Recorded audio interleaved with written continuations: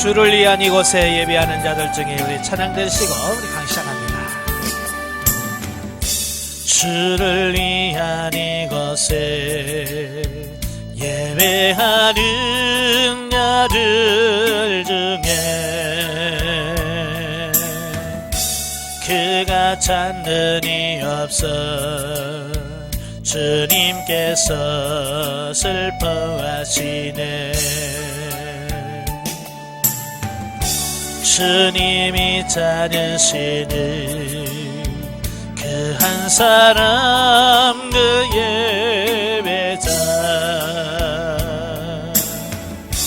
내가 그 사람 되기 간절히 주께 예배하네. 주 은혜로 이곳에 서 있네. 주 임재에 엎드려 절하네. 그 하늘 것도 난 필요없네. 주님만 경배해. 주 은혜로 이곳에 서 있네. 주 임재에 엎드려 절하네. 그 하늘 것도 난 필요 없네. 주님만 경배해. 아멘. 기도하겠습니다. 은혜로우신 아버지, 오늘도 귀한 시간을 허락해 주시고 아버지 귀한 훈련의 시간을 허락해 주셔서 말라기의 말씀을 같이 상고하게 하셔서 감사합니다. 말씀을 날 때 그 말씀들이 살아있는 생명의 말씀이 될 수 있도록 성령님 도와주옵소서. 시정을 맡겨오며 예수님의 이름으로 감사하며 기도합나이다. 아멘. 네, 이 시간 우리 말라기 본문 이해를 보겠습니다. 교재 212페이지 212페이지에 보시면 이제 말라기 1장이 나오게 되어지는데요. 자, 1장은 이스라엘을 향한 하나님의 무조건적인 사랑 및 제사장들의 고유 직무와 관련된 죄악상에 대한 말씀을 합니다. 1장 1절은 머릿말이라고 할 수 있겠죠. 이 말라기는 그 본서의 구약의 마지막 책입니다. 구약의 마지막 책으로서 신약과 구약의 가교적인 역할을 하는 예언서로서 1차적으로는 바벨론 포로 귀환 약 1세기가 지날 즈음에 불신앙적인 이스라엘 백성들의 그 영적 각성을 촉구하는 내용이고요. 또한 만세대의 성도들로 하여금 하나님 나라 시민으로서의 부끄러움이 없는 삶을 살 것을 교훈하기 위하여 기록되었습니다. 네. 그 중에서 본문은 본서의 머릿말에 해당되는 부분인데요. 그 저자 및 또 신적 기원과 여호와의 경고 등을 밝히고 있습니다. 여기서 경고라고 하는 말은 하나님의 엄중한 심판을 경고하는 예언을 가리킨다라고 이렇게 볼 수 있겠어요. 야, 여러분, 경고는 언제 줍니까? 잘할 때 주는 건가요? 잘못할 때 주는 건가요? 잘못할 때 주는 거잖아요. 위험할 때, 또 우리가 잘못했을 때 경고를 함으로 말미암아 우리의 삶을 돌이키게 하고 바꾸도록 하시는 그 의미에서 주는 경고거든요. 그러니까 말라기는 바로 이 경고성 의미다라고 하는 것을 보게 돼요. 자, 2절부터 5절까지 보면 이스라엘을 향한 하나님의 무조건적인 사랑에 대해서 나와요. 자, 본서는 말라기 선지자가 선포한 6편의 설교로 구성이 되어 있어요. 이제 그 중에서 보면 이제 첫 번째 설교인데요. 하나님께서는 세부적으로 이스라엘의 죄악을 책망하고 경고하기에 앞서서 과거 하나님께서 이스라엘 백성들을 향해 베푸신 사랑을 상기시키면서 이 사랑에 대하여 감사할 줄 모르는 이스라엘의 영적 각성을 촉구하고 있습니다. 특별히 여기서 하나님께서는 에서로 대변되는 에돔과 야곱으로 대변되는 이스라엘의 운명을 대비시켜서 이스라엘을 향한 하나님의 사랑이 얼마나 큰가를 보여주고 있는 겁니다. 그러니까 2절에 보면 그러잖아요. 하나님께서 내가 너희를 사랑하노라 라고 말하지. 근데 이스라엘 백성들이 뭐라고 그래? 주께서 어떻게 우리를 사랑하셨다고 말합니까? 그러니까 그때 당시 상황을 보면 이게 하나님의 사랑인 것 같지 않더라는 거예요. 저도 이제 강의 시간에 제가 간증을 했습니다만은, 제가 영성훈련 받은 지 한 5개월 됐을 때요, 하나님께서 방언 통역을 주신 거예요. 그래서 방언 통역을 주셔서 막 방언을 통역하는데, 꼭 방언하면 꼭 처음에 하는 게 뭐냐면, 사랑하는 아들아 내가 너를 사랑하노라 라고 시작을 해요. 처음에는 그 주님의 사랑을 막 하나님이 나를 사랑한다고 하니까 울면서 그래요. 주님 나 사랑합니다. 나주도 사랑합니다. 막 그랬거든요. 근데요, 한 두 달 하고 나니까요, 이 육신이 뭐라고, 하나님 뭐 사랑하면 뭐 줘야지요. 사랑한다면서요. 제가 그러고 있더라고요. 그럼 뭐 사랑하면 뭐 성도를 붙여준다든지, 예? 돈을 막 뭉태기로 준다든지 뭐 이래야 하나님이 나 사랑해 라고 확신이 올 텐데, 그런 게 전혀 없이 그냥 기도만 하며 사랑하는 아들아 내가 너를 사랑한다 막 그러면서 말만 하시는 거야. 그래서 제가 아니 뭐 주면서 사랑해야지 뭐 말로만 하십니까? 제가 그런 적이 있거든요. 막 이스라엘 백성도 그런 거예요. 하나님이 야 내가 너희를 사랑했다 그러니까 자기 상황을 보니까 뭐 나아진 게 하나도 없어요. 그죠? 좋아진 게 아무것도 없어. 그러니까 그들이 저와 똑같은 질문하는 거예요. 뭐 사랑하는 게 뭡니까? 사랑은 뭐 줘야지요 라고 지금 표현하고 있는 거거든요. 그러니까 하나님의 사랑이 뭔지를 깨닫지 못하고 있다는 얘기예요. 오늘 우리도 마찬가지입니다. 하나님이 내가 너를 사랑한다라고 말했을 때 그 사랑이 어떤 사랑인지 우리가 모를 때는 하나님이 사랑한다라고 해도 감격이 없습니다. 감사가 없습니다. 도리어 오늘 본문처럼 뭘 사랑합니까? 라고 하나님께 대항할 수 있다는 겁니다. 근데 여기서 본문에서 하나님의 사랑이 뭘로 나타나느냐? 이걸 뭐 선택으로 나타난다. 하나님의 사랑은 뭘로 나타난다고요? 선택하심으로 나타난다. 자, 하나님은요 에서보다도 야곱을 선택했다는 거예요. 그것이 하나님이 이스라엘을 사랑하셨다는 뜻이라는 겁니다. 사실요 외적인 면으로 보면요 에서가 야곱보다도 훨씬 더 낫습니다. 그죠? 모든 면에서 에서가 야곱보다 나아요. 그런데 하나님께서는 에서보다도 야곱을 선택했다라고 하는 겁니다. 왜요? 그것이 하나님이 그를 사랑하셨기 때문에 그를 선택하셨다라고 하는 사실입니다.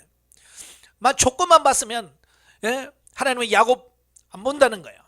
왜? 자기 아버지도 아무리 생각을 해도 야곱에게 축복 줘갖고는요 자기 집을 끌어갈 수 있는 그게 안 되는 것 같아요. 그래서 이삭도 알았잖아요. 그죠? 하나님의 뜻 알았어요. 왜? 그가 임신했을 때 하나님께 기도하니까 하나님이 뭐라고 그랬어요? 큰 자가 작은 자를 섬기리라. 하나님은 작은 자를 선택했다는 걸 알아. 그럼에도 불구하고요 60년 70년을 살면서 그 야곱이 하는 짓을 가만히 보니까요 진짜 싹수가 없는 거야. 하나님이 일할 수 있는 그게 안 되는 거예요. 오직 있으면 그의 아버지도 포기하고 야 이게 안 되겠다. 하나님은 작은 자를 선택했다는데 아무래도 안 되겠다. 그래서 큰 아들에게 에서에게 축복하려고 했던 거예요. 그런데도 하나님은 뭐예요? 자기 아버지도 선택하지 않은 야곱을 하나님은 선택하셨다. 그게 뭐냐? 그게 내 사랑이다. 그걸 얘기하고 있는 거예요. 오늘 우리도 마찬가지입니다. 세상적으로 말하는 게 아니라 하나님이 나 같은 사람을 선택했다라고 하는 거. 그죠? 여러분을 선택한 하나님의 자녀로 삼아주셨고 특별히 여러분 하나님의 주의 종으로 하나님이 일하는 일꾼으로 목사로 세웠다는 것 이 자체가 뭐예요? 사랑이에요. 아시겠죠? 교회가 부흥되고 말고 이게 중요한 게 아니에요. 지금 여러분을 하나님이 목사로 부르셨다는 이 자체가 뭐냐? 하나님이 여러분을 사랑하고 있다는 증거라는 거예요. 그러니까 딴지 걸지 마세요. 하나님한테 뭐 사랑한다면 뭐 돈을 줘야죠. 뭐 교회 부르신 게 그 말 필요 없어요. 아시겠죠?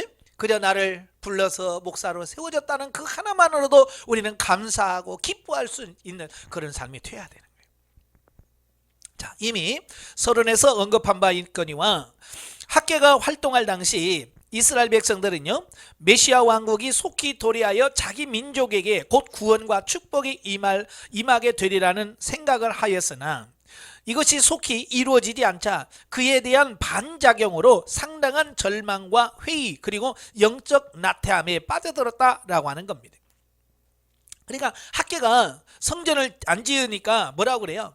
야 성전을 지어라. 이날부터 내가 너에게 복을 주겠다 그랬잖아요. 그죠? 그래서 그들은 열심히 4년 동안 성전을 지었어요. 성전 짓고 나서 그들은 뭘 했을까요? 예, 학계 선지자가 예언한 그 복, 예? 오늘부터 하나님이 너에게 복을 주겠다. 그 복을 기대한 거예요.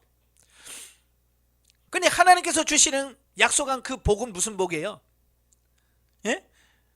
네, 메시아를 통한 영적인 복, 신령한 복을 얘기한 거거든요. 성전을 지음으로 말미암아 성전에서 하나님께 예배하면서 나오는 그 신령한 복을 말한 거예요. 근데 그들은 그걸 생각하지 않은 거예요. 육신의 기대를 기대했던 거예요. 그런데 1세기 거의 100년이 지났는데도요, 그 학개선이라가 예언한 그 복이 안 오는 거예요. 그러니까 그들이 실망하는 거죠. 오늘도요, 이 영성훈련을 하면 1년 정도 하면요, 많은 분들이 실망해요. 왜 그런 줄 아세요? 예, 자기가 기대했던 거 1년 정도 하고 영적으로 서여지면 하나님께서 막 성도들 붙여주시고 막 그러겠지라고 생각했는데 그런 기대가 안 이루어진단 말이에요. 그죠? 육신의 기대가 안 이루어짐으로 말미암아서 이제 하나님에 대한 어떤 반감 때문에 하나님과 멀어질 수 있는 어떤 이런 부분이 생기는 거예요.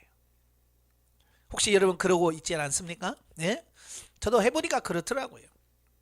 자, 그래서 이스라엘 백성들은 하나님께서 자기들을 사랑하시는가를 의심하게 되고요, 그러한 의심은 하나님과의 모든 관계를 파괴시키고 이스라엘 민족을 죄악과 멸망의 구렁텅이에 빠뜨리게 충분했다라고 하는 겁니다. 그러니까 영성훈련 하면서도 육신의 기대가 이루어지지 않으면 실망하고 그만둡니다. 마치 이스라엘 백성들도 그 성전을 짓고 하나님 잘 섬기면 뭔가 오겠지, 뭐 육신의 복이 오겠지라는 기대를 가지고 열심히 했어요. 근데 안 와. 그러니까 그들이 어때요? 실망하라. 여러분, 그것도 시간이 지나야 돼요. 안 온다는 얘기가 아니에요. 예, 반드시 옵니다. 예, 하나님께서 여러분 육신의 기대도 응답하십니다. 그러나 내가 생각했던 그때와 달라요. 훨씬 더 길어요.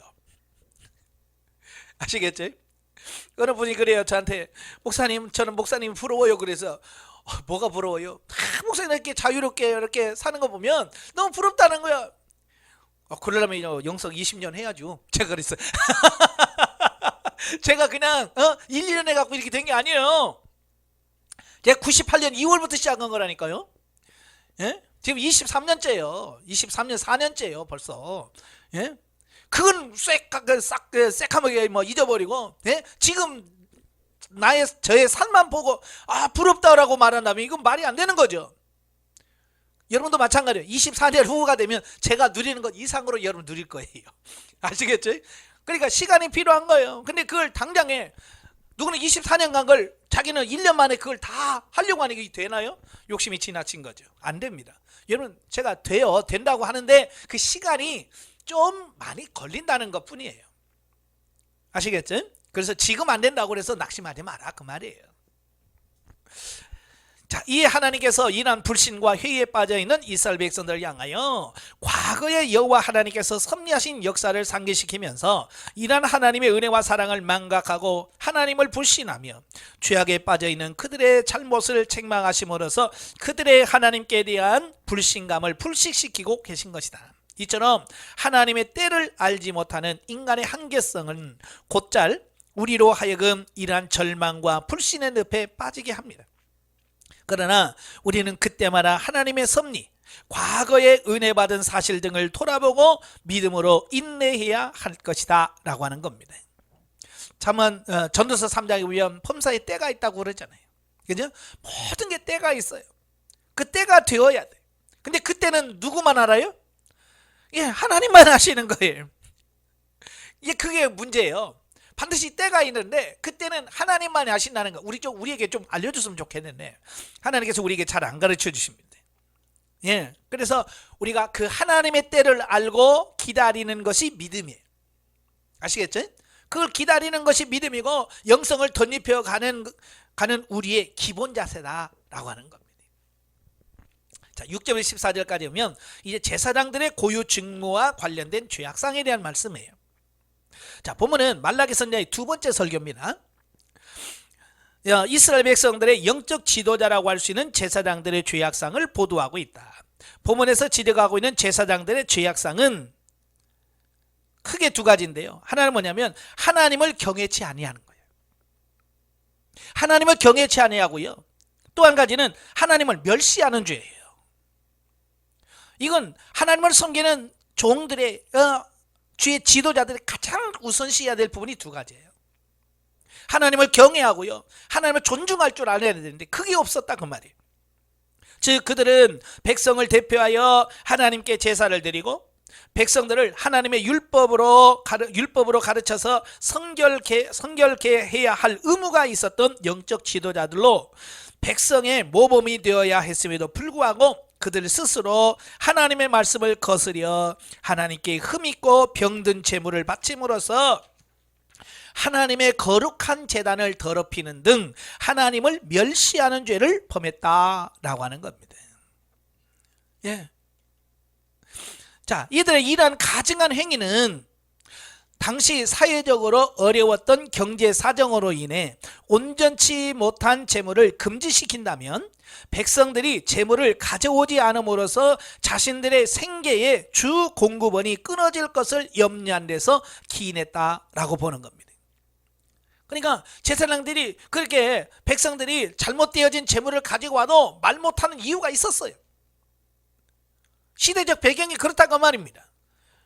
예, 그러니까 그들이 어려운 상황에서 하나님께 재물을 가지고 오는데 이거 병들을 가져오는 겁니다. 그죠? 그래서 이런 거 가져오지 마. 그러면 그것마저도 안 가져오면 자기들은 뭐 먹고 사냐는 거예요. 그래서 이 제사장들이 먹고 사는 것 때문에 하나님의 말씀의 진리가 뭔지를 가르쳐야 되는데 진리를 가르치진 않는 거예요. 그죠? 그래서 그런 걸 적당하게 받아주는 겁니다. 그러니까 결국 하나님께 병든 거 이런 걸 하면 안 되거든요. 그죠? 흠없는 것으로 하나님께 제물을 드려야 되는데 병든 거, 비루 먹은 거, 이게 사람도 안 받을 거 갖다 주면서 하나님께 제사 드리니 하나님께서 그걸 받겠어요? 그런 행위들이 뭐냐? 하나님을 멸시하는 행위다라고 하는 거예요. 그러니까 하나님의 말씀보다도 먹고 사는 문제가 더 중요하게 여기면 타락하게 돼. 목회자들이 항상 그렇습니다. 예, 하나님의 말씀이 진리가 최고가 돼야 돼.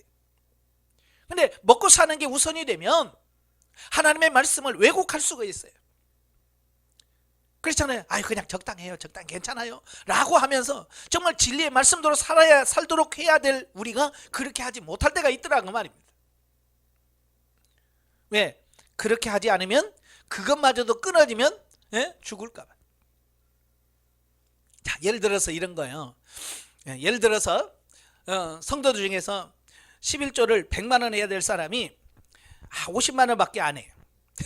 그럼 여러분 그분에게 뭐라고 하겠어요? 예? 그나마 50만 원이니까 다행이네. 예? 괜히 말했다가 그 50만도 안 하면 우리 교회는 더 힘들 텐데 라고 말한단 말이에요. 그렇게 생각해서 안 가르쳐. 그죠? 그러나 정당한 정말 올바른 11조가 뭔지 정확하게 가르쳐주는 것이 저와 여러분이 해야 될 부분이에요. 아시겠죠? 예, 먹고 사는 문제 때문에 진리를 가르치지 않는다면 그것이 결국은 백성들로 하여금 타락하게 하는 원인이 될 수 있다 그 말이에요. 자, 결국 이들의 이러한 가증한 행위는 실상 하나님이 그들의 기업이 되어주신 사실을 신뢰하지 못하고 하나님보다 재물을 더 사랑하는 지극히 인본주의적 사고의 결과였다라고 하는 겁니다. 그러니까 이 제사장들이 왜 그렇게 타락할 수밖에 없었냐면 하나님이 그들의 기업이 되어주시고 그들의 모든 생계를 하나님이 책임져 준다는 걸 믿으면 그걸 가감히 할 수 있는데 그걸 못 믿으니까 그걸 할 수가 없었다는 거예요. 하나님에 대한 말씀에 대한 신뢰가 없었기 때문에 그럴 수밖에 없었다는 겁니다. 오늘도 마찬가지입니다. 하나님이 하신다, 하나님이 나를 이끌어 가신다는 것을 확신하시면 우리가 담대하게 하나님 말씀을 전할 수 있습니다. 그럼에도 불구하고 이들은 자신들의 행위가 하나님의 멸시하는 것이 된다는 것조차도 깨달지 못하였습니다. 이들은 실로 영적 분별력을 완전히 상실했다고 할 것입니다. 결국 이들은 하나님의 엄정한 저주와 심판을 선고받게 되어집니다. 그래서 너희가 나를 멸시하였도다. 그래도 우리가 뭘 잘못했습니까? 라고 한다면 왜? 자기들이 뭘 잘못했는지 모르니까. 우리가 깨달아야 될 줄로 믿습니다. 한편 본문에서 하나님께서는 이스라엘 백성들과 제사장들의 가증스러운 제사로 인하여 이스라엘에서 성전 및 제사 제도를 폐지하실 것과 그래서 뭐라고 그래요? 누가 성전문을 다른 자가 있었으면 좋겠다. 예? 하나님께서 성전을 통해서 하나님과 교제하기를 원했고 성전 지키를 원했지만 그 성전에서 올바른 제사가 이루어지지 않으니까 하나님께서 뭐라고 그래요? 성전 문을 닫아서 누가 좀 제물 좀 안 드리게 했으면 좋겠다라고 말한다는 거예요. 또 하나님의 이름이 이방 민족 중에서 높임을 받게 하실 것을 예언하고 계시는데요, 이는 이스라엘의 범죄로 인하여 이제 복음의 주도권이 이방 세계로 이전될 신약 시대를 예언한 것이라고 할 수 있습니다. 그래서 이 말씀이 신약 시대에 실제로 이루어집니다. 예. 그래서 예수님께서 십자가를 못 박혀 죽으시고 오순절 강림 이후에는 이 복음의 주도권이 유대인에게서 이방인으로 넘어갑니다. 지금까지도 마찬가지예요. 예. 지금까지도 기독교를 주도해가고 이끌어가는 게 이방인이에요, 유대인이에요? 예, 이방인들입니다. 유대인들은 지금도 안 믿어요. 예수 그리스도 메시아로 인정 안 합니다. 지금 교회를 통해서, 이방인을 통해서 하나님의 역사들이 일어나고 있고요. 지금은 많은 선교사들이 지금도 이스라엘 땅에 들어가서 사역을 하고 있습니다. 그걸 보면 바로 복음의 주도권이 이방 세계로 넘어갔다라고 하는 것을 알 수가 있는 거예요. 네. 저도 처음에는 선교사가 이스라엘 간다는 게 이해가 안 됐어요. 그렇잖아요. 여러분 이해가 돼요? 이스라엘은 어디요? 기독교의 원조 아니에요. 그죠? 근데 거기에 선교사가 들어갔나? 이해가 안 돼. 근데 가서 보니까 실제로 그래. 그들은 하나님 예수 그리스도를 알지 못합니다. 배척합니다. 그러니까 어찌 보면 선교가 가장 필요한 곳이 이스라엘이 되어버린 거예요. 바로 이 말라기 선지자가 예언하신 그 말씀이 지금 실제가 되고 있다는 겁니다. 자, 2장으로 가죠. 2장은 범죄한 제사장들을 향한 저주 선포와 백성들의 그릇된 결혼 생활에 대한 책망이 나오는데요. 자, 1절부터 9절 범죄한 제사장들을 향한 저주 선포입니다. 자, 보면은 말라기 선지자의 두 번째 설교의 종결 부분으로 제사장들의 죄악상을 구체적으로 지적한 압달락에 이어서 형식적이고 위선적인 제사장들에게 임할 준엄한 저주와 심판을 선포하고 있습니다. 예, 여러분 하나님께서 주어진 사명을 감당하지 못하는 자들에게는 반드시 뭐가요? 심판이 선고되고 있습니다. 예, 여러분도 마찬가지예요. 우리가 목사 된 것 그것만 가지고 있으면 안 돼요. 하나님이 나를 목사로 삼았다면 내게 주어진 사명이 있어요. 그 사명을 내가 잘 감당할 때에 하나님의 상이 있는 거지. 그 사명을 감당하지 못한다고 한다면 오늘 제사장에 주어진 이 말 저주의 심판이 있는 것처럼 저와 여러분들에게도 그 사명을 감당하지 못하면 그 심판이 있다는 것도 꼭 기억하셔야 돼요. 즉 보면은 하나님을 전심으로 경외하고 영화롭게 하는 마음 없이 하나님께 드려야 할 제물로 자신들의 탐욕만 채움으로써 레위 언약을 파기하고 아름다운 제사장의 모습을 상실한 자를 향한 저주 선포와 함께 그 당위성을 보여주고 있습니다. 선민 이스라엘의 제사장들은 하나님과 백성들 사이에서 중보자의 역할을 수행해야 되는 책임을 갖고 있습니다. 따라서 제사장들은요, 사람들 앞에서 하나님을 대신해서 율법을 가르치고 또 하나님의 축복을 백성들에게 선포해야 할 책임이 있었고요. 특별히 특별한 일들에 대하여는 하나님의 뜻을 물어 볼 수 있는 자격도 있었습니다.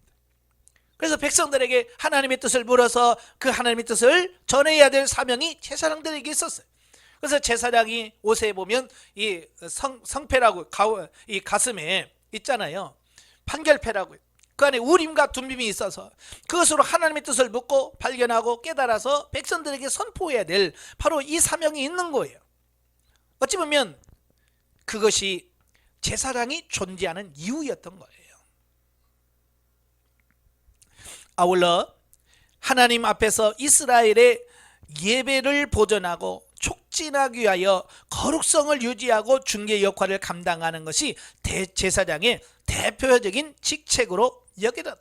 그러니까 이런 일들을 위해서 하나님이 제사장들을 세운 겁니다. 그냥 괜히 세운 게 아니에요. 자, 그러나 말라기 당시의 제사장들은요, 이미 압달락에서도 언급했듯이 이러한 제사장의 고유한 사명을 무시하고 오히려 그들 스스로 범죄함은 물론 백성들의 죄악을 조장하고 있었다라고 하는 겁니다.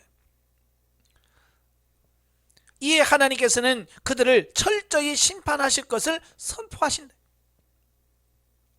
여러분, 지도자가 중요한 것은 뭐냐면, 지도자는요 자기가 잘못되면 자기만 어떻게 잘못되는 것으로 끝나지 않는다는 거예요. 아시겠죠? 예, 지도자는 자기가 범죄하는 것으로 끝나지 않아요. 그 자기 자신의 범죄한 것이 백성들에까지 이어져. 예, 그래서 지도자가 범죄하면요 그 지도자 그 백성들까지 범죄하게 만들어.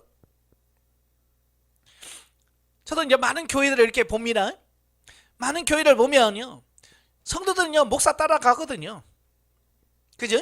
예, 성도들은 목사를 바라보고 목사를 따라갑니다. 그래서 목사가 제대로 살면 성도들이 제대로 삽니다. 그러나 목사가 잘못되면요 그를 따르는 사람들이 다 잘못됩니다.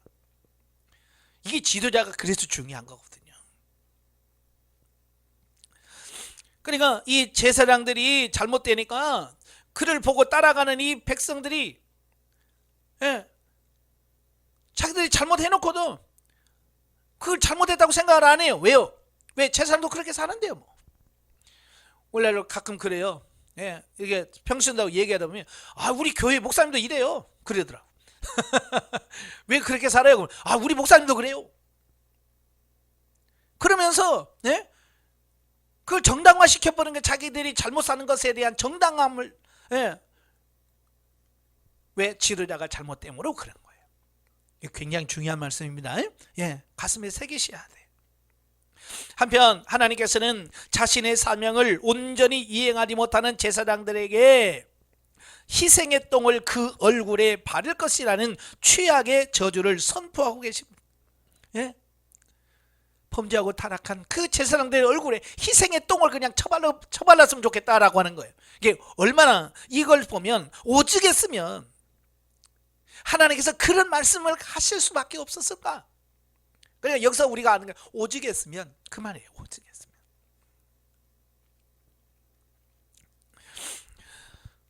이는 곧 자신의 사명을 망각한 자들에게는 반드시 크나큰 수치가 임하게 될 것이라는 경고의 메시지다. 과연 여러분 한번 지금까지 목회 사역을 한번 되돌아보세요. 목회하면서 정말 내가 목회하는 이 모든 부분들을 하나님께서 보실 때 어떻게 보실까? 정말 하나님이 인정하는 그런 목회일까? 아니면 오늘 본문에 나온 것처럼 희생의 똥을 얼굴에 그냥 발라버렸으면 좋겠다라고 말할 것인가? 이 부분을 한번 잘 점검해 보셔야 돼요. 마찬가지로 오늘날 우리들도 하나님이 맡기신 사명을 온전히 감당하지 못한다면 하나님의 저주를 면치 못할 것이다. 따라서 성도들은요 성도들의 본분을 다하며 그 맡은 바 사명을 사명 완수를 위해 최선을 다해야 될 것이다 라고 하는 겁니다. 영적에 보죠. 제사장 신분인 우리가 하나님 앞에 신령한 열매로 거룩한 성령의 열매로 드리지 아니하고 육신의 죄악으로 얼룩진 삶을 살았으면서도 하나님 앞에서 당당하게 설 때가 얼마나 많은지 모른대. 그런 말 있잖아요. 무식하면 용감하다고. 모르니까. 그죠? 모르니까 우리가 하나님 앞에 당당할 수 있습니다. 알면 못하겠죠. 보면은 우리들이 육신 중심의 욕망을 따라 드리는 것은 하나님께서 받지 아니하시고 영적인 신령한 열매만 받으신다는 것을 말씀하고 있다. 그러므로 우리들은 헛된 열심으로 하지 말고 영적으로 장성하여 신령한 제물을 드리는 성도가 되어야 할 것이다 라고 하는 겁니다. 참 저도 지금 요즘에 많은 성도들과 만나면서 대화하면서 보는 게 뭐냐면 그들은 이 열심만 자꾸 강조하는 거예요. 제가요 봉사를 얼마나 많이 하는지 몰라요. 제가요 헌금을 얼마나 많은지 아는 분 자꾸 그것만 강조를 해요. 하나님은 그걸 진짜로 받아들이겠어요? 헛된 열심이란 말이에요. 바로 이 말라기에서도요 그들이 제사 안 드린 게 아니에요. 예물 안 드린 게 아니에요. 그래도요 수없이 예물 드렸고요 제사 드렸어요. 단지 뭐예요? 하나님이 받지 못할 제사를 그렇게 드렸던 거예요. 그래서 우리가 얼마나 예배를 많이 드리고 뭘 하느냐가 중요한 게 아니고 정말 내가 단 한 번의 예배라도 정말 하나님이 받으실 만한 예배인가? 그죠? 적은 액수를 드리더라도 정말 하나님이 받으실 만한 예물인가? 그걸 보셔야지. 내가 얼마나 많이 하는데요? 라고 하는 데다가 초점 맞추면 안 되는 거예요. 그러니까 결국은 뭐냐? 내가 얼마나 많이 하는데요? 라고 출발해서 보니까 나중에 뭐요? 예? 내가 이렇게 했는데 나를 안 알아줘? 거기 섭섭함이 들어가게 돼요. 예? 그래서 스스로가 뭐라고 그래요?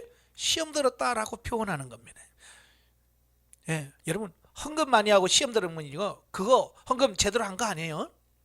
예, 봉사 많이 하고 나중에 내가 이렇게 했는데 나를 몰라줘? 시험 들었다면요 그 봉사는요 헛된 봉사예요. 하나님이 기뻐하는 봉사가 아닌 거예요. 우리가 나중에 주님 앞에 주님의 심판대 앞에 다 설 텐데요. 그때 가서 후회하면 늦지요. 그죠? 그때 가서 아이고 그때 잘할 걸 해봐야 소용없습니다. 지금 잘하셔야 돼요. 아시겠죠? 나중에 후회하지 말고 지금 잘하자 그 말이에요. 2장에서의 말씀은 제사장들에 관한 말씀인데요. 이 말씀은 아론의 아들들이 다른 불을 드렸다가 타 죽은 것처럼 제사장이 하나님의 법대로 제사 드려야 함을 말씀한 것이다. 신약시대에도 신령한 집으로 세워지고 신령한 제사를 드릴 거룩한 제사장이 될지니라 라고 기록되어 있습니다. 육신의 욕망을 위한 삶은 하나님께서 가만두지 아니하시고 저주한다는 말씀입니다. 예, 특별히 구약시대는 레위 자손 중에 그 아론의 후손들만이 제사장이었어요. 그죠? 그러나 지금은 그렇지 않지요? 하나님을 믿는 모든 성도들이 다 제사장인 거예요. 목회자를 비롯해서 모든 성도들이 제사장인 겁니다. 예. 그래서 목회자들은 뭐 말할 것 없이 여러분의 성도 한 사람 한 사람이 하나님 앞에 바르게 서서 신령한 제사를 드리는 삶을 살아야 하고, 그렇지 않게 되면 목사는 목사대로 성도는 성도대로 하나님의 심판과 징계를 받게 된다는 것을 꼭 명심하시길 바랍니다. 그래서 저와 여러분들이 먼저 하나님 앞에 신령한 삶은 이런 거야 라고 본을 보여줄 수 있는 여러분이 되셔야 돼요. 10절부터 16절까지 보면 백성들의 문란한 결혼생활 책망입니다. 보면은 말라기 선지자의 세 번째 설교에 해당되는 부분인데요. 이스라엘 백성들의 문란한 결혼생활을 지적하면서 책망하고 있습니다. 즉 거룩하신 여호와 하나님을 아버지로 섬기는 이스라엘 백성들이 우상을 숭배하는 이방 여인과 불법적인 혼인을 하고, 여러분 혈통적인 이방인을 말하는 게 아니에요.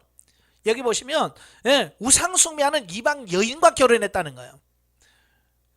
그러니까 혈통이 다른 외국인과 결혼했다고 해서 무시하지 말아요. 그건 아닌 거예요. 하나님을 알지 못하는, 그러니까 우리나라 사람이라도 하나님을 알지 못하는 자와 결혼하는 것은 우상 숭배하는 여인과 결혼한 이방인과 결혼한 것과 똑같은 거예요. 혈통적인 문제가 아니라는 거예요.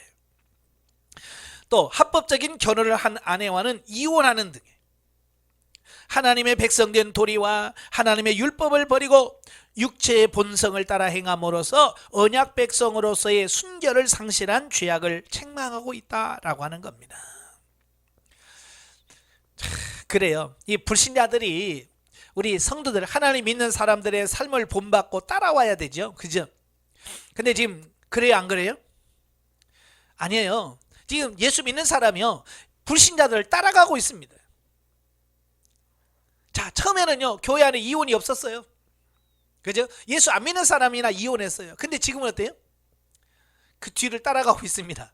이제 예수 안 믿는 사람들 막 이혼합니다. 그거 많고요. 이제 교회 안에서도 이혼하는 게 계속 늘어가고 있습니다.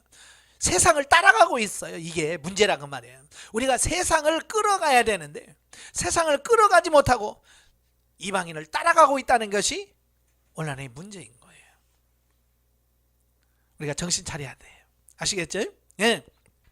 너희는 이 세대를 본받지 말라고 말씀하고 있잖아요. 자, 하나님께서 세우신 결혼 제도에 의하면 한번 남녀가 결합하면 인위적으로 나눌 수 없었다. 하나님이 짝지어준 걸 사람이 나누지 못할지니라고 분명히 말씀하고 있죠. 자, 자, 그러나 율법에 의하면 이혼 증서를 써주는 조건으로 이혼을 허용하고 있기는 합니다. 그러나 이것은 태초 아담의 타락 이래 그 죄성으로 오염된 인간의 마음의 완악함으로 인하여 제한적으로 허용될 뿐 본질적으로 이혼을 허용한 것은 아니라고 하는 겁니다. 그러니까 하나님의 본심은요, 이혼하는 게 아니에요. 그러나 우리 인간이 너무 범죄하고 타락하니까 하나님께서 그냥 제한적으로 이혼을 허락하신 것 뿐이라 그 말입니다. 그럼에도 불구하고 이스라엘 백성들은요, 공공연하게 그들의 맹약한 아내와 이혼을 하는가 하면 심지어 하나님께서 엄격하게 금지하신 이방 여인과 혼인하였다라고 하는 겁니다. 물론 이러한 죄를 이스라엘 백성들이 범한 근본 이유는 그들이 원죄와 자범죄로 오염된 죄악된 본성에 근거한 인본주의적 가치 기준에 따라 행동한 결과이라.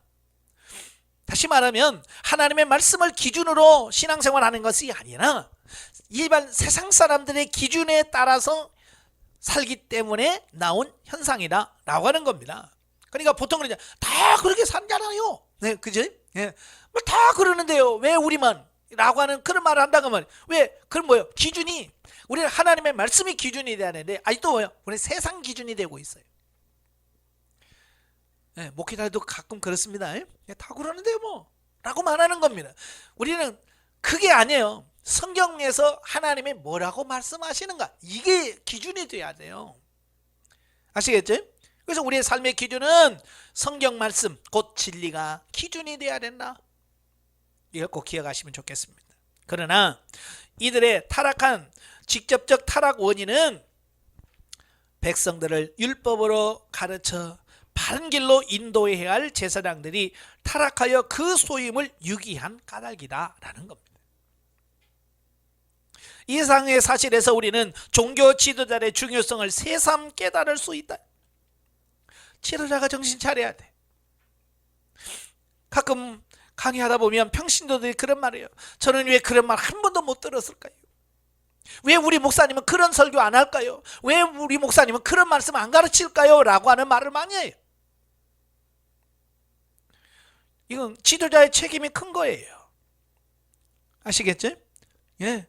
지도자가 바르게 인식하고 깨달아서 바르게 그들을 지도하지 않으면 그들이 곁길로 갈 수밖에 없다는 거예요. 17절 하나님의 공의를 의심하는 백성들의 죄입니다.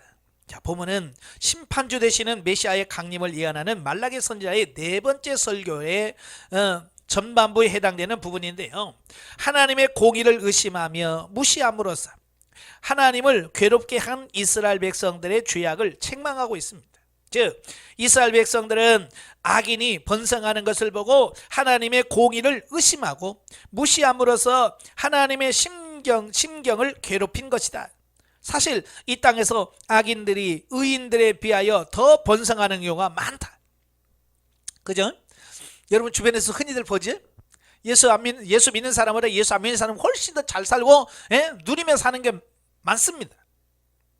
때문에 이 땅에서 경건하게 살고자 하는 성도들은 종종 그 본문의 이스라엘 백성들과 같은 의문을 제기할 수 있다라고 하는 겁니다.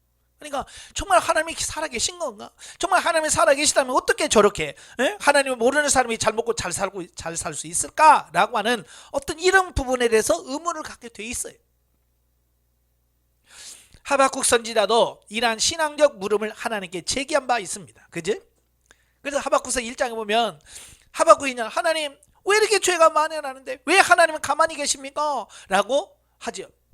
또 시편 73편 그 시편 기자는 나도 실족할 뻔했다. 왜? 하나님을 알지 못하는 악한 사람이 너무나도 잘 살고 잘 먹고 하는 모습을 보면서 실족할 뻔했다라는 말을 합니다. 그러나 말라기 당시에 이스라엘 백성들에게 있어서 문제는 하나님과 그 의문을 놓고 의논하는 것이 아니라 외적으로 나타난 현상만을 놓고 하나님을 원망하고 불신하는 데 있었다라고 하는 겁니다. 그러니까 시편 73편이나요 하박국 선지자는 그런 의문을 가지고 어떻게 하나님 앞에 나아가는 거예요. 그죠? 그냥 하나님 앞에 나아가서 기도하면서 그의 해답을 들어요. 그런데 이 말라기 선자가 살아가는 그 시대는요, 그냥 원망만 하고 있지 그 문제를 가지고 하나님께 나아가려고 하지 않는다는 거예요. 오늘날도 신앙생활하는 많은 성도들이 그래요. 왜 교회가 왜 타락하냐라고 막 그것만 가지고 한탄합니다. 교회가 타락했다라고, 예? 목회자가 타락했다라고 말합니다. 그러면서 그걸 가지고 하나님 앞에 가질 않아. 이게 문제입니다. 예? 우리도 마찬가지예요. 이 나라가 현실을 바라보면 가슴 아픈 일이 많지요. 그러면 그걸 가지고 우리는 어떻게 해야 돼요? 하나님 앞에 나아가야 돼요. 하나님, 이걸 어떻게 하면 좋겠습니까? 나라의 민족을 위해서 기도할 수 있는 그런 삶이 돼야 돼요. 교회가 타락했다면 그 문제를 가지고 우리가 하나님 앞에 가서 하박국 선지자처럼 눈물을 흘리면서 파수대에 서서 하나님께서 뭐라고 말씀하신 내가 들어야 되겠다라고 하는 어떤 그런 간절한 소망을 가지고 나아가니까 하나님께서 말씀하시잖아요. 오늘 근데 많은 사람들은 뭐예요? 그냥 원망만 하고 있어요. 불평만 하고 있습니다. 교회가 타락했다고. 그러니 아무런 변화가 없죠. 하나님께 문제를 갖고 나가셔야 됩니다. 아시겠죠? 하나님은 절대 거룩하시고 절대 공의로우신 분으로서 악을 미워하시며 악에 대해 분명히 보응하시는 분이시다. 그럼에도 불구하고 이 땅에 악이 존재하며 악이 번성하는 것은 하나님께서 당신의 모든 택한 백성을 구원하시기 위하여 종말론적 공의의 실현과 심판을 유보하시고 다만 일반 은총적 수준에서 기본 질서만 유지하시는 까닭이다라고 하는 겁니다. 그러니까 하나님의 입장에서는 최후의 심판날이 있어요. 그러니까 하나님께서 그 심판날이 이기까지 길이 참으시고 바라고 인내하시는 겁니다. 근데 그걸 모르니까 우리는 왜 그렇습니까? 왜 안 하십니까? 라고 말한다는 거예요. 하나님은 때가 있어요. 따라서 이 세상에 선악이 공존하는 것은 오히려 하나님의 사랑에 기인하여 하나님의 때가 차면 하나님의 공의 심판을 단행하심으로써 영원히 선과 악을 나누어 그 행위대로 심판하실 것이다. 아시겠죠? 계시록 20장에 보면 백보다 심판을 합니다. 바로 하나님은 그 심판이 있기 때문에 하나님께서는 지금 참고 기다리시는 겁니다. 그러므로 성도들도 주의를 볼 때 불신자들이 잘 되는 것을 부러워하거나 그로 인하여 하나님을 원망해서는 안 되며 끝까지 참고 기다려야 합니다. 이걸 놓치면 안 돼요. 영적에 보죠. 본문은 이와 같이 우리에게 주어진 모든 환경, 조건, 사건들을 진리적으로 이해하고 섬겨야 한다는 것을 말씀하며 우리의 생각에 맞추지 말고 말씀에 따라 진리대로 세워져야 한다는 것을 강조하고 있습니다. 우상숭배와 같은 영적 간음은 주님의 신부된 우리에게 매우 치명적인 범죄라고 할 수 있다. 당시 이러한 범죄에 대하여 심판을 선포하는 것은 이 시대에 사는 우리들에게 모든 삶의 현장에서 진리를 쫓아 성령의 인도하심대로 살아야 할 것을 말씀하고 있습니다. 예. 다시 말하면 오늘 우리도 진리의 말씀을 따라 살지 않고 육신적이고 세상적인 가치관으로 산다면 우리도 그들과 똑같은 하나님의 심판과 징계 아래에 있을 것이다 라고 하는 것을 기억하시라 그 말이에요. 3장으로 가지요. 3장은 심판자 메시아의 도래 예언과 11조와 헌물 규례 위반에 대한 책망 및 의인과 악인의 최종적 분리 예언을 하고 있습니다. 1절부터 6절 심판주로 오실 메시아의 도래 예언이죠. 자, 보면은 심판주 메시아의 강림에 대한 예언하는 말라기 선자의 네 번째 설교의 후반부에 해당되는 부분으로 하나님의 공의를 의심하고 무시하던 이스라엘 백성들의 잘못을 책망한 압달락에 이어서 심판주 대신 메시아의 도래를 예언함으로써 하나님의 공의를 의심하며 무시한 이스라엘 백성들에게 일종의 경고를 내리고 있더라라고 하는 겁니다. 그래서 예수님의 초림은 구원자로 오십니다. 네. 그러나 예수님의 재림은 심판자로서 오십니다. 예. 그래서 예수님이 두 번 오시는데 초림과 재림의 차이는 분명합니다. 주지하다시피 이스라엘 백성들은요 하나님의 종말론적 공의의 실현 및 심판이 유보되는 것으로 인하여 하나님의 공의를 의심하고 무시하고 원망하기를 서슴지 않았습니다.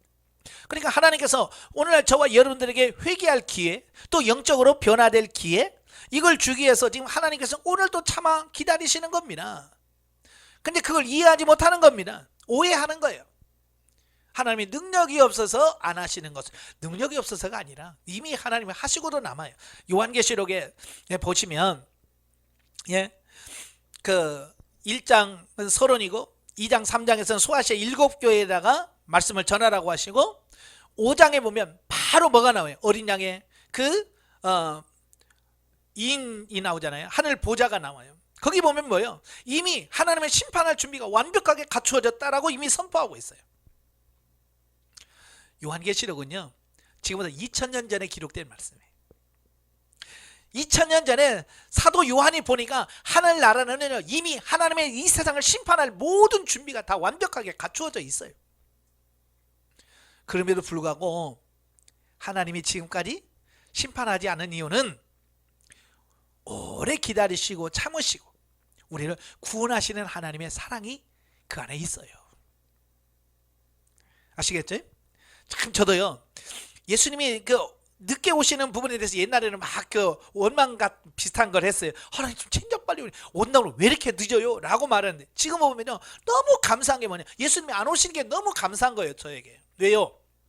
만약에 예수님이 30년 전에 오셨다고 한다면 저는 영성이라는 것을 알지도 못하고 주님의 심판대 앞에 섰을 거예요. 그죠? 만약에 예수님이 20년 전에만 왔어도 이제 영성 훈련 막 마치고 이제 영성이란 뭐냐 하면서 막 영성적인 삶을 살려고 할 때 예수님 왔으면 상급이 별로 없겠죠. 그죠? 네. 만약에 10년 전에만 예수님이 오셨어도 어떻게 하겠어요?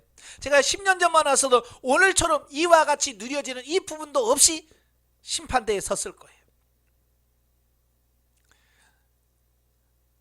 그러나 예수님이 지금까지 오시지 않았기 때문에 어때요? 저가 기도하면서 말씀을 순종하면서 더 예수님을 닮아갈 수 있는 기회를 주신 거예요. 아시겠죠? 그러니까 예수님이 늦게 오시는 게 저는 얼마나 감사한지 몰라요. 저는 지금이라도 오시면 좋겠어요. 그런데 때로는 그래요. 하나님 좀 더 천천히 오시지요. 왜? 제가 이 땅에서 오래 살고 싶어서가 아니라 예수님이 좀 늦게 오셔야 내가 변화될 수 있는 그만한 시간이 있는 거고, 그죠? 하늘의 상급을 쌓을 수 있는 시간적 여유가 있기 때문에 예수님 조금만 늦게 오세요. 옛날에는 막 빨리 오세요, 나 힘들어 죽겠어요 그랬거든요. 근데 지금 빨리 오는 게 중요한 게 아니에요. 주님의 심판대 앞에 섰을 때 나도 주님 앞에 내놓을 거 있어야죠.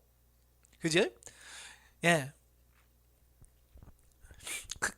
그러면서도 그들은 자신들의 행위가 하나님을 괴롭게 하는 잘못된 일인조차도 깨달지 못하고 있었다. 이에 하나님께서 약속하신 언약의 사자를 보내실 것과 그가 강림하여 악을 행하는 자들을 심판하심으로써 하나님의 공의를 보이며 택한 백성들을 연단하여 그들 가운데서 죄를 제거하심으로써 하나님을 믿는 신앙을 청결하고 거룩하게 하실 것을 선포하여 당신의 공의 시련이 지체되는 것으로 인하여 하나님의 공의를 의심하며 무시했던 이스라엘 백성들의 영적 각성을 촉구하고 있다라고 하는 겁니다. 그러니까 즉각적인 하나님의 징계와 심판이 없다고 해서 하나님이 안 계신 게 아닙니다. 아시겠죠? 하나님 지금 살아 역사하고 계셔. 모든 준비가 다 갖춰져 있어요. 심판할 수 있는 모든 준비가 다 갖춰져 있습니다. 그럼에도 불구하고 그렇게 하지 않은 이유는 아까도 말한 것처럼 저와 여러분들에게 회개할 기회를 주시는 게 아니에요. 회개할 기회, 우리가 변화될 기회, 새로워질 수 있는 기회, 내가 예수 그리스도를 닮아갈 수 있는 기회를 주시는 거예요.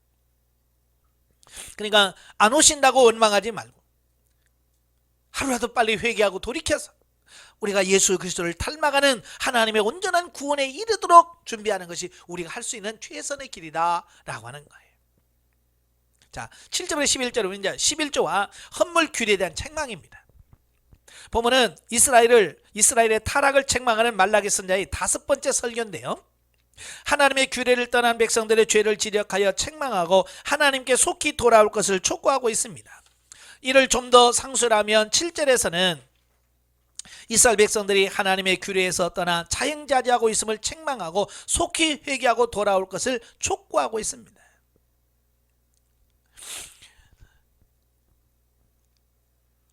자, 8절과 9절에서 이스라엘 백성들이 하나님의 규례를 떠난 구체적인 실례를 하나로 예를 들은데요, 그게 뭐냐면 하나님께 정하신 11조와 헌물을 속여 하나님의 것을 도둑질한 죄를 범했음과 그로 인하여 이스라엘 가운데 재앙이 임했음을 지적하고 있다라고 하는 겁니다. 그러니까 이스라엘 백성들은요, 하나님의 말씀대로 안 살아요. 그러면서도 우리가 뭘 못 살았냐, 뭘 잘못했냐라고 아주 뻔뻔스럽게 하나님께, 우리가 잘못한 게 뭐냐, 너희가 하나님의 것을 도둑질했다, 뭘 도둑질했는데? 라고 하는 겁니다. 그러니까 하나님께서 하나의 확실한, 그들의 범죄한 것을 딱 지적하는데 뭐냐면, 너희가 11조와 헌물을 제대로 드리지 않았다, 이 부분을 지적하고 있는 거예요. 자, 여기서 11조와 헌물은 자신의 믿음과 헌신을 증거하는 어떤 그런 부분들이에요. 그죠? 그래서 믿음이 식어지면 자연적으로 이걸 안 해요. 여러분 목회해봐서 다 아시잖아요. 성도들 믿음이 좋아지고요, 이러면 11조 열심히 잘합니다. 감사헌금도요 잘하고요, 주일헌금도 잘해요. 근데요, 믿음 식어져 봐요. 11조가 이제 한 번씩 건너뜁니다. 그래요? 건너뛰어요. 감사헌금이요 점점점 줄어듭니다. 나중에 주정헌금도 안 내요. 저도 가끔 연락받거든요. 목사님 계좌번호 좀 불러주세요. 아니 왜요? 그랬더니 자기 교회가 마음에 안 든다는 거야. 자기 교회 목사님이 마음에 안 들고, 교회가 하는 짓이 마음에 안 든다는 거예요. 그래서 이걸 어떻게 할까 그러다가 목사님 교회에다 보내고 싶다, 이런 말을 해요. 제가 그런 거 아니라고, 11조는 본인 교회에다가 자기가 등록한 교회에다 내야지, 그렇게 함부로 하면 안 된다 그러죠. 왜? 11조는 사람 앞에 하는 게 아니고 하나님 앞에 하는 거다. 심지어 어떤 분은요 11조를 안 내요. 그리고 꼬박꼬박 모아놔요. 안 내면 안 된다는 거 아니까 그래서 모아놔요. 자, 그런 분들도 있어요. 그래서 나중에 교회 문제가 해결되면 그때 한다는 거예요. 그 믿음이 식어져서 그런 거예요. 10절부터 12절에 보면 온전한 11조와 헌물을 바칠 것을 촉구하고 그것이 이행될 때의 축복에 대하여 언급을 해주고 있습니다. 그러니까 이 본문을 우리가 오해하면 안 됩니다. 여러분 11조 하면 복 받습니다, 이게 이 말라기서 하려고 하는 얘기가 아니에요. 아시겠죠? 문자적으로만 이해하면 안 돼요. 왜 하나님께서 11조를 강조하고 왜 11조를 내면 하나님 복 받는다라고 말씀했을까? 아까 그랬죠. 11조 헌물은 그들의 믿음의 표현이라고요. 그러니까 11조를 제대로 한다, 예물을 제대로 드린다는 것은 결국 뭐예요? 하나님과 관계가 회복됐다는 얘기를 하고 있는 거예요. 그러니까 11조를 얼마 냈느냐가 중요한 게 아니라 하나님과 관계 회복이 되어졌다라고 하는 것을 의미하는 겁니다. 그러니까 하나님과 관계가 회복되어지면 복이 오는 겁니다. 그러니까 11조만 강조하면 안 돼요. 하나님과의 관계를 강조해야 돼. 아시겠죠? 그러니까 우리 목사님들이 11조만 강조하니까 성도들은 뭐라고 그래요? 또 돈 얘기한다 그래. 11조야 복 받습니다 그러면 성도들은 또 돈 없나 보다 이렇게 생각을 해요. 그러나 그게 아니라 11조 얘기 안 해도 하나님과 관계 얘기를 하셔야 돼요. 아시겠죠? 하나님과 관계를 얘기하고 관계를 얘기하면 그들이 하나님과 관계를 맺다 보면 저절로 11조 얘기 한 번도 안 해도요, 그들 11조 하게 돼 있어요. 왜? 하나님과 관계가 회복이 되어지면요 하지 말라고도 하게 돼 있어요. 아시겠죠? 그러니까 시험 들어서 지금 11조 안 하는 성도에게 왜 11조 안 하냐, 그럼 시험 들어버려요. 그것마저도 안 해버려요. 11조 안 하는 것은 다음 문제예요. 그러니까 하나님과 멀어진 게 문제예요. 그래서 하나님과 멀어진 그 부분을 회복하도록 이야기를 해주고 그걸 해주면 그 나머지는 자동적으로 해결된다는 얘기예요. 아시겠죠? 꼭 이거 잘 기억하시길 바랍니다. 자, 이것을 볼 때 본문은 단순히 이스라엘 백성들의 죄악을 책망하는 것으로 그치지 않고 이스라엘 백성들과 하나님과의 바른 관계 회복을 촉구하는 것으로서 이스라엘 백성들이 진정으로 살 길을 제시하고 있다라고 하는 겁니다. 많은 분들이 이걸 모르니까 11조만 강조해요. 봐라, 말라기 선지자가 봐라, 11조 하면 복 준다고 했잖냐, 11조 내라. 이 하나님과 관계가 안 된 사람한테 11조만 강조하니까 그들은 시험 들잖아요. 하나님의 관계가 먼저 중요하다는 거 꼭 기억하시길 바래요. 13절 15절이면 경건하게 사는 삶에 대한 백성들의 회의. 자, 보면은 최후 심판날에 있을 의인의 구원과 악인의 멸망에 대해서 예언하는 말라기의 6번째 설교에 해당되는 3장 13절에서 4장 3절까지의 내용인데요. 의인이 고난을 받고 악인이 도리어 번영하는 모순된 현실 속에서 경건하게 사는 삶 자체의 회의적 태도를 지녔던 백성들의 잘못을 지적하면서 책망하고 있습니다. 그러니까 그들이 현실을 바라보면서 보니까 아니 예수 잘 믿는 사람들이 잘 못 살아, 가난하게 삽니다. 근데 죄 짓고 이런 사람이 잘 살거든요. 그러니까 뭐라고 생각해? 예수 잘 믿을 필요가 없네, 적당하게 살아야 내도 잘 살겠구나 라고 생각한다는 거야. 그런데 이러한 본문은 기념책에 의한 의인과 악인의 최종 분리 및 악인과 의인의 최종적 결국을 예언하게 된 원인으로 주어졌습니다. 당시 백성들은요, 하나님을 섬기면 그에 따르는 현세적 보상이 반드시 있을 것이라고 생각했습니다. 예, 우리도 마찬가지예요. 오늘도 예수 신앙생활 잘하면 하나님께서 현세적인 복을 줄 거라고 자꾸 거기에 대해서 오해하고 있는 겁니다.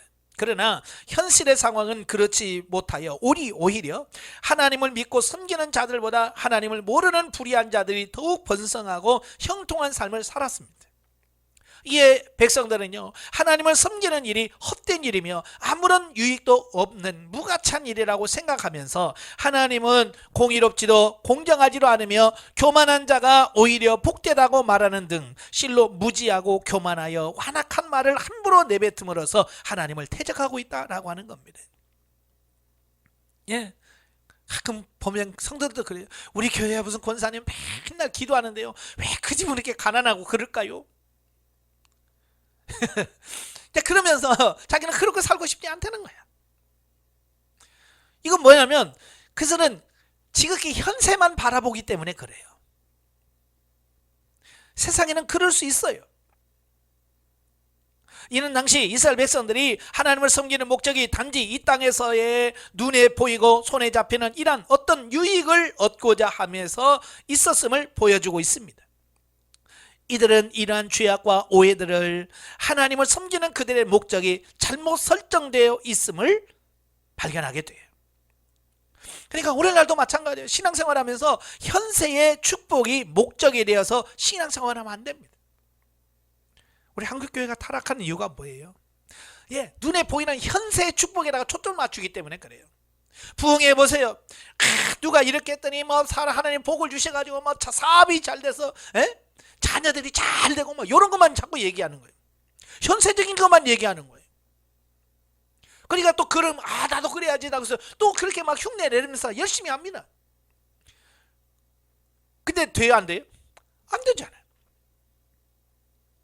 자, 이런 것을 통해서 우리가 신앙생활의 목적이 뭔지를 분명하게 하셔야 돼요.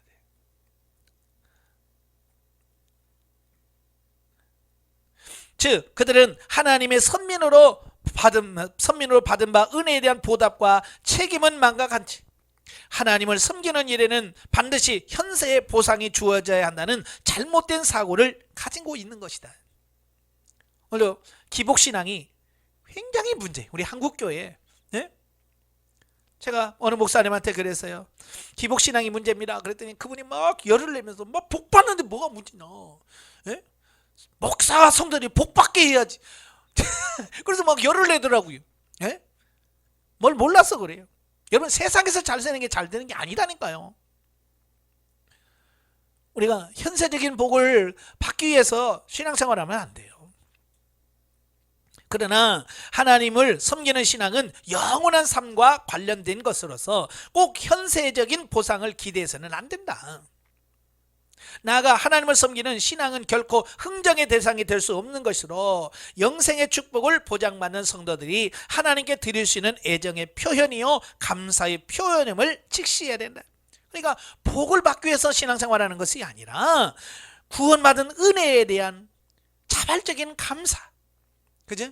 하나님이 나 같은 것을 구원해 주셨군요 라고 해서 그 감사에서 찬양하고 예배하고 섬기는 삶으로 바뀌어져야 돼요.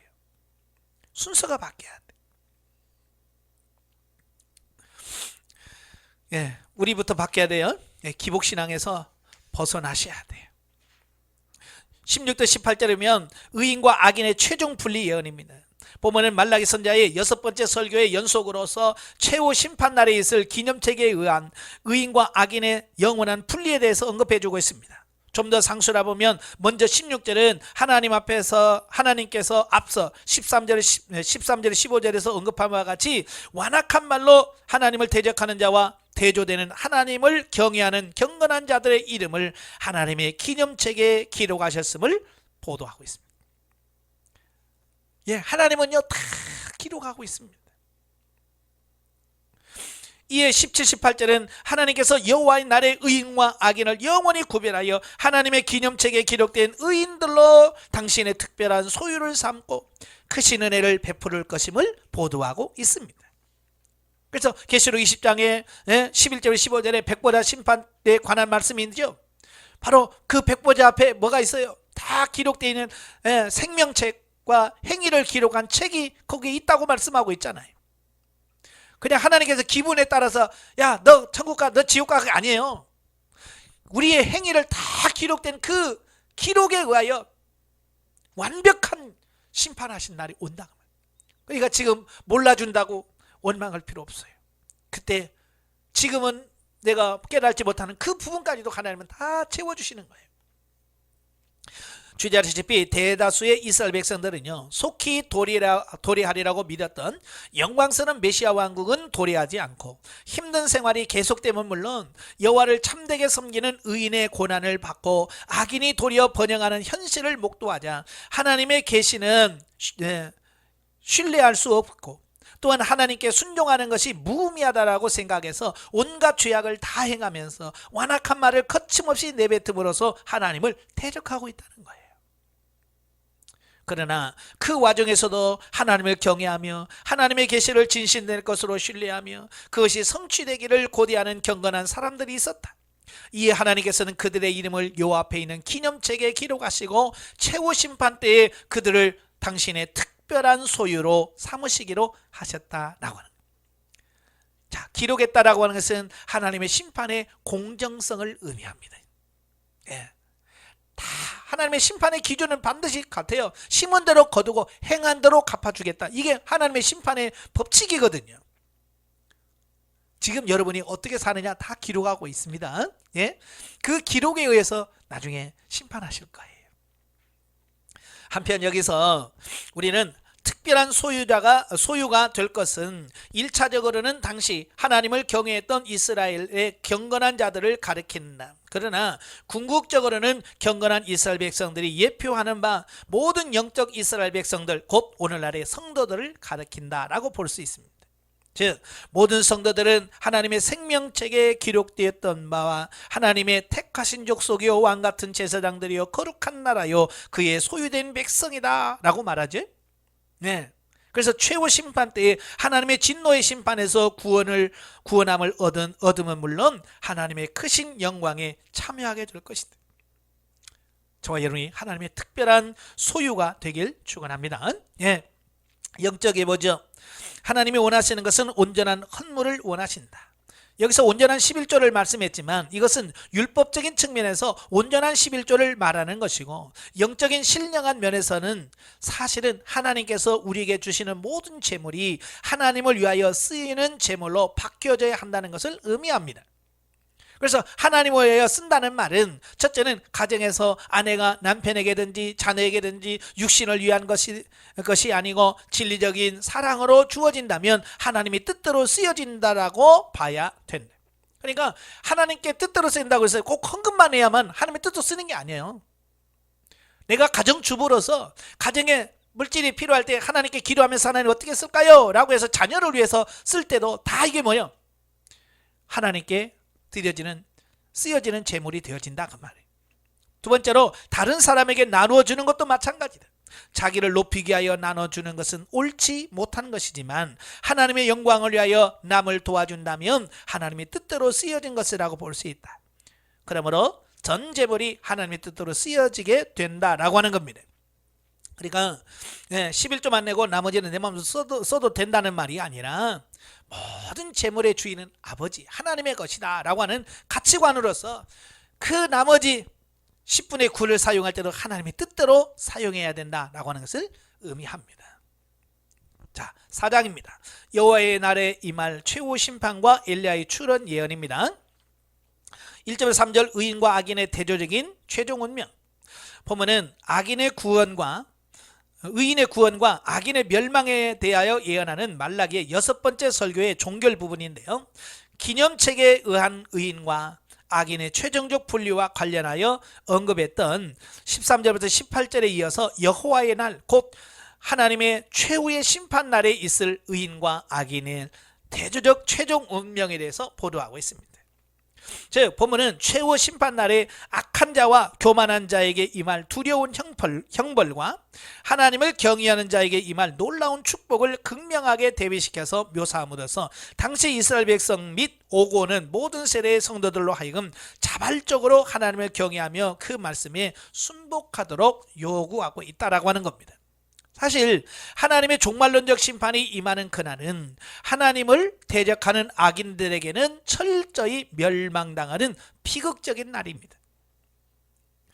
그러나 하나님을 경외하는 의인에게는 죄와 죽음으로부터 해방과 자유를 얻는 날이요, 악인들에게서 궁극적인 최후의 승리를 거두는 날이에요.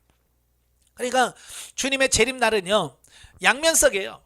그리고 구원받는 자들에게는 엄청난 축복이죠. 그죠? 그러나 예수 안 믿는 사람들은 악인들에게는 심판의 날이에요. 이게 같은 날인데도 의인과 악인의 결과는 다른 거예요.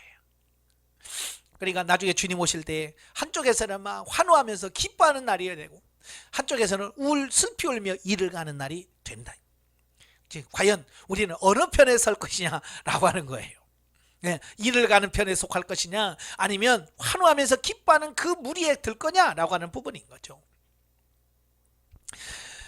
따라서 이 날은 악인에게는 두려운 날이지만 성도에게 기쁜 날이요 축복의 날이다. 특별히 보면은 악인의 비극적 운명의 모습을 불타는 초계에, 그리고 의인의 축복된 모습을 외양간에서 풀려난 송아지에 비유하여 악인과 의인의 상반된 두 운명을 잘 보여주고 있습니다. 그러니까 결과가 너무 극명하게 딱 달라진다는 겁니다. 외양간에서 나오는 송아지가 어떻게 뜁니까? 여러분 보셨나요? 저는 어렸을 때 시골에서 자라서 그 외양간에 갇혀있던 송아지를 가끔 내놓으면 송아지가 막 팔짝팔짝 뛰어다닙니다. 그게 어떤 모습인지 압니다. 마찬가지로 주님 오실 날에 그 외양간에서 벗어난 송아지가 막 뛰듯이 주님을 찬양하면서 맞이하는 그날이 온다. 그러려면 우리가 어떤 사람이 돼야 돼요? 의인에 속해야 된다, 그 얘기를 하고 있는 거예요. 자, 마지막으로 4절부터 6절에 보면 엘리야 파송 약속입니다. 보면은 본서 전체의 결론이자 구약 39권 전체의 마지막 결론에 해당되는 부분으로서 여호와의 날에 있을 심판이 있기 전 엘리야를 이 땅에 파송할 것이라는 예언을 보도하고 있습니다. 그러니까 이건 뭐예요? 구약에 오실 메시아, 즉 예수님의 초림하실 예수 그리스도에 대한 예언의 말씀이라는 겁니다. 이러한 본문을 보면 하나님께서는 먼저 이스라엘 백성들에게 모세를 통하여 주신 율법을 준수할 것을 촉구하고 하나님의 심판의 날에 이르기 전에 엘리야가 출현하게 될 것을 예언하시며 그가 행할 직무에 대하여 말씀하고 계십니다. 그런데 여기서 엘리야의 출현 약속은 실제로 그가 육적으로 재현할 것을 말씀하는 것이 아니라는 겁니다. 그러니까 구약의 엘리야가 다시 태어난다는 말이 아니죠.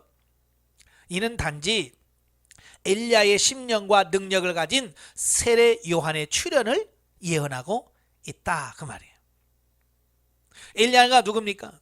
하나님에 대한 참된 믿음과 경외심이 없던 시대에 이스라엘 위한 종교 개혁자로서 회개 사역을 위해 부름을 받았을 뿐만 아니라 많은 이스라엘 백성들을 하나님께로 나아가게 한 능력을 가졌었다는 점에서 완악한 세대의 심판을 수행하실 메시아의 선구자로서 이 땅에 와서 회개를 외친 세례 요한을 예표하기에 충분했다라는 겁니다. 그리고 세례 요한이 본문에 예언된 엘리야였다는 사실을 예수 그리스도께서 직접 언급하심으로써 입증하신 거죠. 마태복음 11장 14절에 오리라 한 엘리야가 이미 왔다. 바로 누구예요? 세례 요한이다. 하여튼 본문은요, 메시아의 선구자인 엘리야 곧 세례 요한의 출애를 예언함으로써 구약 전체를 마감하고 메시아의 길을 예비할 세례 요한의 사역으로 시작되는 신약의 문을 자연스럽게 열고 있다라는 겁니다. 한편 여기서 우리가 한 가지 주목할 사실은 구약을 마감하는 본서의 최종적인 말이 하나님께 돌이키지 않는 자들에게는 저주가 임할 것이라는 경고로 나타나고 있다는 것이에요. 즉 구약 성경의 처음 책인 창세기가 어떻게 하여 저주가 이 땅에 들어왔는지를 보여준다면 구약 성경의 마지막 책인 본서는 그 저주가 아직도 존재하며 우리를 위협하고 있음을 보여주고 있는 것이다. 그리고 신약의 처음이라고 할 수 있는 복음서는 이 저주로부터 인류를 벗어나게 해 주시고자 이 땅에 오신 메시아의 사역으로 시작하고 있으며 신약의 끝인 요한계시록에서는 이 저주로부터 완전히 벗어나 구원의 기쁨을 찬양하는 성도들의 모습으로 끝을 맺고 있습니다. 자, 여기서 우리는 성경의 놀라운 통일성과 일관성을 보게 되어집니다. 그러니까요, 이 성경은 그냥 기록된 게 아니에요. 이런 철저한 하나님의 구속사를 보여주는 하나님의 말씀이라고 하는 겁니다. 그래서 우리가 하나님 말씀을 날마다 묵상하고 그 말씀대로 살려고 노력하고 날마다 그 말씀을 지키면서 묵상하며 살아가는 우리의 삶이 되어야 되는 겁니다. 날마다 하나님 말씀 가까이 하시길 바랍니다.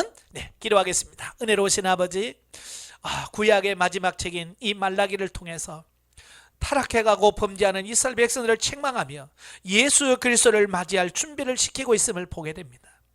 하나님, 오늘 이 시대도 우리의 모습을 보면 말라기 시대와 같은 영적 암흑기와 같은 유사한 모습이 나옵니다. 이와 같은 때에 정말 우리를 부르셔서 주의 종으로 세우신 것을 감사합니다.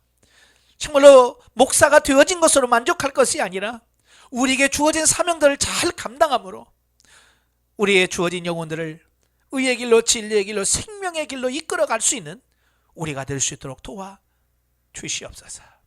예수님의 이름으로 감사하며 기도합나이다. 아멘. 하나님께 온누립니다.